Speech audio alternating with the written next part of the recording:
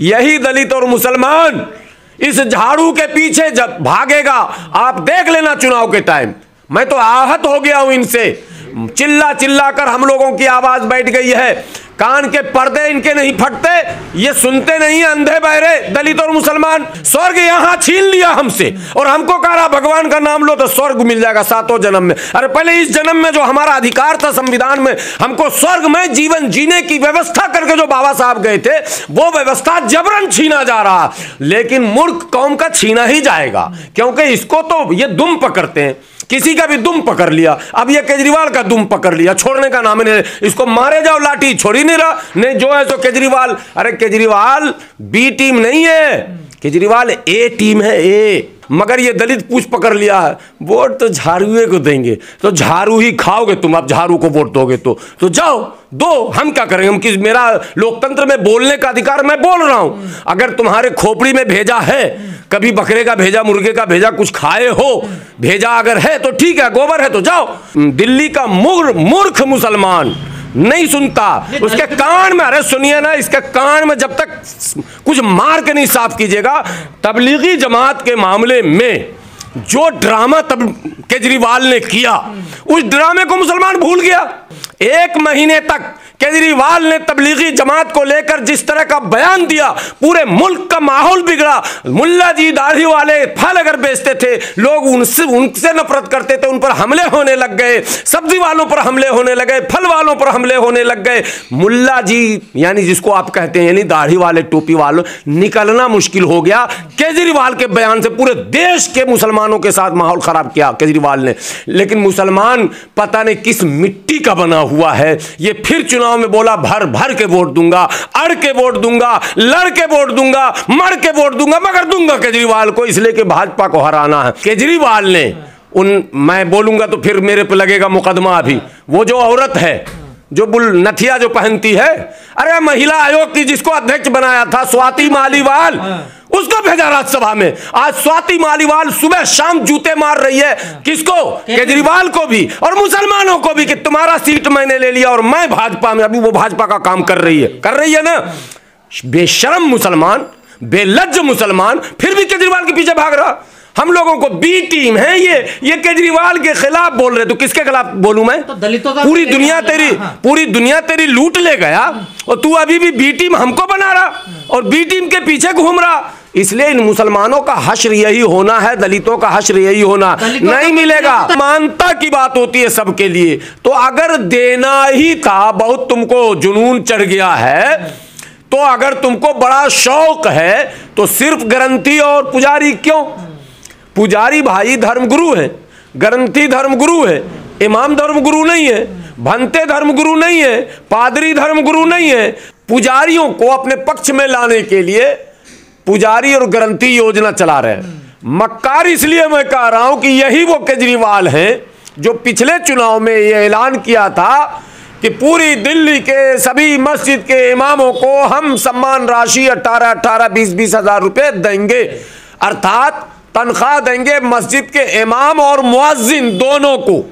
लेकिन इसने आज तक तनख्वाह न इमाम को दिया न मुअज्जिन को दिया, जबकि वो गलत ऐलान था। ऐसा ऐलान किसी भी सरकार को नहीं करना चाहिए था। मस्जिद हो, मंदिर हो, चर्च हो, गुरुद्वारा हो, बौद्ध विहार हो, चाहे कोई भी धर्म के धार्मिक स्थान हो, उस धर्म के लोग स्वयं अपनी कमेटी बनाकर उसका संचालन करते हैं। ये बात सर्वविदित है, सब लोग जानते हैं इस बात को।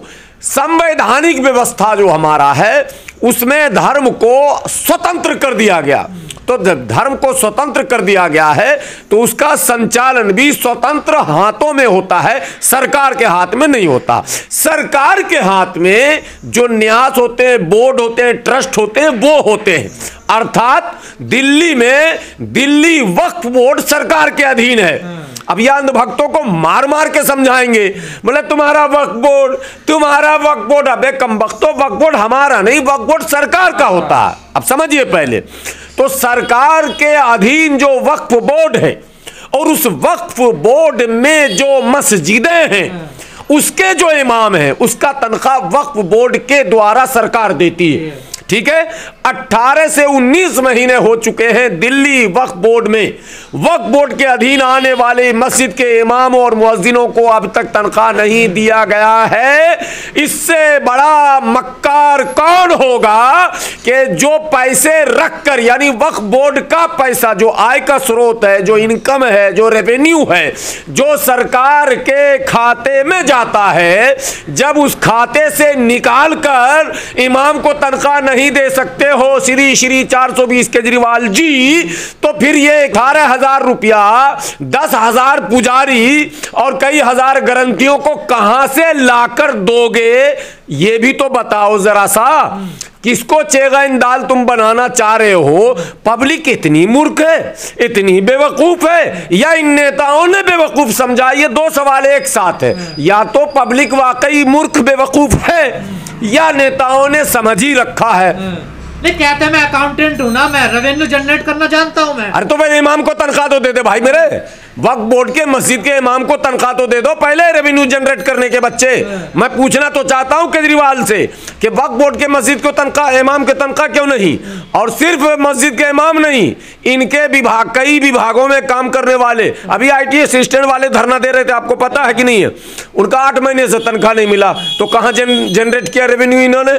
एक सवाल वहां भी है। अब सवाल पैदा होता है कि पहली बात, संविधान की जो प्रस्तावना है वो, और संविधान के मौलिक अधिकारों की जो धाराएं हैं, वो मौलिक अधिकारों से जुड़े जो आर्टिकल हैं वो ये कहते हैं कि किसी भी कीमत पर धर्म के नाम पर किसी भी व्यक्ति या किसी भी समुदाय या किसी भी धर्म के साथ भेदभाव नहीं किया जाएगा।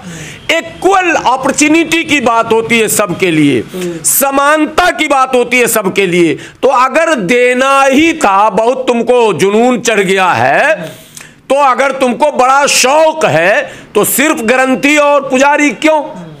पुजारी भाई धर्मगुरु है, ग्रंथी धर्मगुरु है, इमाम धर्मगुरु नहीं है, भंते धर्मगुरु नहीं है, पादरी धर्मगुरु नहीं है। तो सवाल तो ये पूछा जाना चाहिए। और दिल्ली के और वाल्मीकि मंदिर, कई मंदिर ऐसे हैं जो सनातनी परंपरा से अलग हैं, तो उनको क्यों नहीं? रविदासी मंदिर है, फिर रविदासी मंदिर है, उनको क्यों नहीं? तो ये अनेकों प्रश्न खड़े हो रहे हैं, लेकिन प्रश्न करके क्या करोगे आप? यही दलित और मुसलमान इस झाड़ू के पीछे जब भागेगा, आप देख लेना चुनाव के टाइम। मैं तो आहत हो गया हूं इनसे, चिल्ला चिल्ला कर हम लोगों की आवाज बैठ गई है, कान के पर्दे इनके नहीं फटते, ये सुनते नहीं, अंधे बहरे दलित और मुसलमान कि जिसके खुला क्या कहते हैं अधिकारों का उल्लंघन किया जा रहा, कोई छुपा हुआ नहीं है। आपको पता है SC ST सब प्लान का? नहीं पता, जनता को नहीं पता है। 60,000 करोड़ रुपए का घोटाला है, 60,000 करोड़। बोलने में थोड़ा सा जोर इसलिए लगा रहा हूं कि इतना आसानी से कोई गिन नहीं सकता उसको। 60,000 करोड़, 12 विधानसभा है रिजर्व, अगर 60,000 करोड़ को डिवाइडेड बाय 12 कर दीजिए तो कितने होते हैं? 12 पंजे 60। तो आप सोचो इतने करोड़ रुपए अगर लगते एक विधानसभा में, रिजर्व में, देवली में, अंबेडकर नगर में, सीमापुरी में, सुल्तानपुरी में, बवाना में, मंगोलपुरी में, कोंडली में, अगर इन सब जगहों पर लगा दिए गए होते तो आज वो स्वर्ग की तरह चमक रहा होता। वही स्वर्ग, कौन स्वर्ग? जो आप अमित शाह स्वर्ग भेज रहे थे, स्वर्ग यहां छीन लिया हमसे और हमको कह रहा भगवान का नाम लो तो स्वर्ग मिल जाएगा 7वें जन्म में। अरे पहले इस जन्म में जो हमारा अधिकार था संविधान में, हमको स्वर्ग में जीवन जीने की व्यवस्था करके जो बाबा साहब गए थे, वो व्यवस्था जबरन छीना जा रहा। लेकिन मूर्ख कौम का छीना ही जाएगा, क्योंकि इसको तो ये दुम पकड़ते हैं, किसी का भी दुम पकड़ लिया। अब ये केजरीवाल का दुम पकड़ लिया, छोड़ने का नाम नहीं, इसको मारे जाओ लाठी, छोड़ ही नहीं रहा। नहीं जो है तो केजरीवाल, अरे केजरीवाल B टीम नहीं है, केजरीवाल A टीम है, A बीजेपी का, ए बीजेपी का नहीं, RSS का बोलो ना यार, बीजेपी का। बीजेपी क्या चीज है? कांग्रेस, बीजेपी, केजरीवाल, ये तीनों A टीम। बीजेपी से भी आगे निकल गया केजरीवाल, आगे ऑन रिकॉर्ड। अब तक बीजेपी के कोई बड़े नेता ये नहीं बोले होंगे कि मैं संघ में इतना दिन रहा हूं। केजरीवाल ने कहा है, ऑन रिकॉर्ड कहा कि मेरे पिताजी की तो मैंने पालन और पोषण ही संघ में हुआ, मेरा तो बचपना जो है वो संघ के पाठशाला में गुजरा।